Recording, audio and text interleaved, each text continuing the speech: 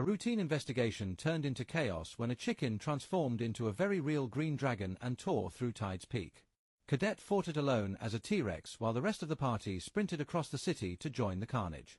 By the end, a blue whale had fallen from the sky, the lighthouse was gone, and somehow, the party was still standing.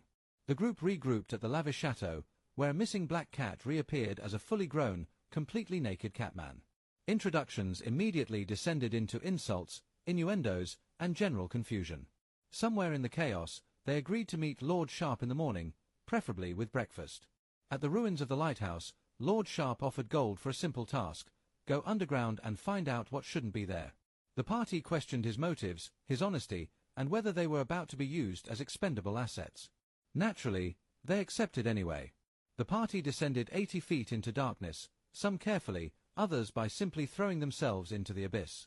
At the bottom, the air stank of rot, and the tunnel stretched beneath the city like something best left alone. Still, they pressed forward, because turning back has never really been their style. The tunnels opened into a chamber filled with bodies, goblins rotting, soldiers freshly killed, all signs of something precise and deliberate. Throats cut, voices silenced. This wasn't chaos, it was control. For the first time, the party realized they weren't alone down here. A single door stopped their progress, which quickly turned into a full-scale disaster. Traps snapped, spells misfired, and one party member briefly became a fly just to escape a door handle. After all that, the door opened. Beyond the door lay something far worse, a hidden nest of pale green eggs surrounded by barrels of black powder. One broken shell revealed the truth: this was a Githyanki hatchery beneath the city. At that moment, the job stopped being about gold, and became something much bigger. As the party argued, the room filled with choking gas and unseen attackers struck from the dark. With no time left for debate, they made the only decision they could agree on: burn it all. And in true fashion, they did exactly that.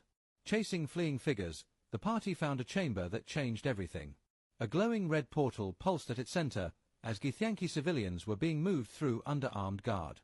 They weren't just hiding here, they were preparing to leave. The explosion ripped through the tunnels, turning the underground into a collapsing death trap. Walls cracked, ceilings fell, and the party ran, faster than they ever had before. This wasn't about fighting anymore, it was about surviving. Evelyn fell behind in the chaos, crushed by debris and seconds from death. In a desperate act, she transformed and charged through the collapse, only to fall again at the final stretch. Celine pulled her back from the brink, proving survival sometimes comes down to one last spell. That's a natural. Parts of the city had collapsed, and chaos was spreading. Whatever trust they had in Nicodranas was gone. The only decision left was simple: leave, and don't look back. With no ships they could trust and no time to waste, the party chose the most logical option available: turn one of their own into a blue whale. Moments later, battered, bruised, and somehow victorious, they vanished across the sea, leaving ruin behind them. They went looking for answers, and left with a city in ruins, an enemy revealed, and absolutely no idea what comes next.